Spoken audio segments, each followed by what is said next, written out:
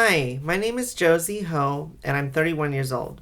I'm in Long Beach, California, and I'm an independent filmmaker and currently working as a film festival technician.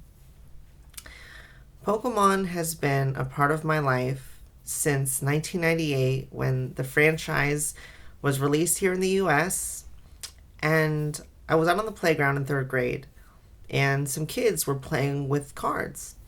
And I wandered over to see what they were doing, and uh, a random kid gave me a Pokemon card, and it was the first thing I'd ever seen of Pokemon.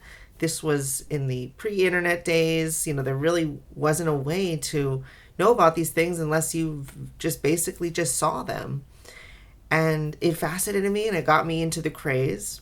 I was have here this very first edition box set. I got the Pokemon trading card game, video game, and this was actually one of my favorite games. It really did teach me a lot about how to play the trading card game. And it's still, I like to keep all my packaging. That's a big part of my collection, actually. But let me show you this Pokemon binder. This was the cover of my binder when I was 8 or 9 years old.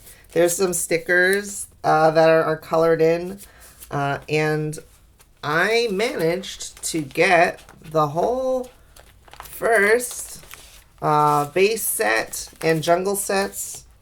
It was a time when there was kind of only one or two main sets, and so the thought of actually getting all of them was kind of doable.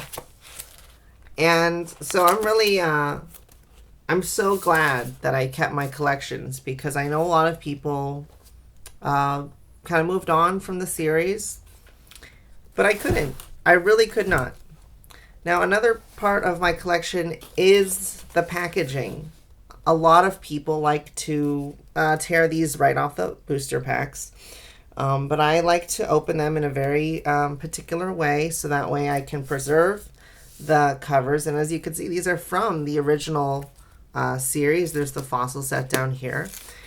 And that trend of preserving the packaging has stayed with me, honestly, for over 20 years. I don't know. I just really think that my dad always said that collecting includes the packaging. So I've always taken great care to preserve, this is how this one would have looked on shelves. And so I have some kind of from honestly every generation, on and off. Like I have some of the bigger boxes. I have these boosters, and I have a lot of the pre-made starter decks. So I actually have quite a few of these, as well as some tins. And that's all really important to me. And in fact, I made a tutorial video about how to properly open booster packs, which has a pretty good number of views. It has 50,000 views online. So I'm happy that people respond to that. My favorite TCG memory was when I was 9 or 10 years old and Pokemon, the first movie, hit theaters. And my dad and I went to an early screening of it, or one of the first. And so the theater was packed. I remember there was a lot of kids. I remember it was pretty late at night, maybe later than I had stayed up to that point in my life. And we saw the film, and the theater was alive. And then at the end, we got the special Mew card. And that's a big thing that I've carried around with me, were these special cards from Pokemon the first movie. There were some I believe these were like blind pull cards, but everyone got this Ancient Mew card right here in the middle. And I think when you're a kid and you see this insane looking, incredible looking card, it just kind of blows your mind. I honestly, I walked out, and these were the most valuable thing that I have, and honestly does feel like they're still the most valuable, because it brings me back to that time when Pokemon became my whole world. I didn't have a lot of the worries and struggles that I do now. It was just Pokemon. There wasn't really that much more influence in my life. But as I've grown up, there have been certain times where I thought, oh, well, maybe it is time to move on. Maybe, it is time to get on with my life.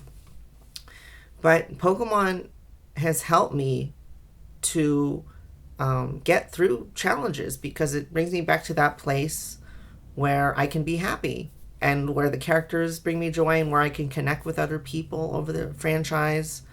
And so that's why Pokemon has had more than an impact on my life. It has sort of become part of my identity. And I'm honestly happy to share that with anybody who asks. So part of one card that I think would be really cool to add to my collection is this shiny holographic rainbow Sylveon GX. And aside from it being gorgeous, one of the reason why I think it'd be cool is because it in the trans community, Sylveon's kind of known as the trans Pokemon, obviously in a very friendly way, and it's because its coloration matches the trans flag, and it being also rainbow here is definitely LGBTQ worthy. And so I just think as a collector, I don't necessarily have the rarest of the rare stuff, but I really treasure cards that bear a special significance to me. So I think that would be a really cool one to grab. And the one card that has meant the most to me, and it's probably the least rare card, one of the least rare cards ever, but it was the very first Pokemon card that kid gave to me on the playground over 20 years ago. It was this Porygon card. This is an uncommon. It really was not a rare card. It is kind of, you don't really use it because it's just got the 30 HP there. But this was that first Pokemon that I ever laid eyes on.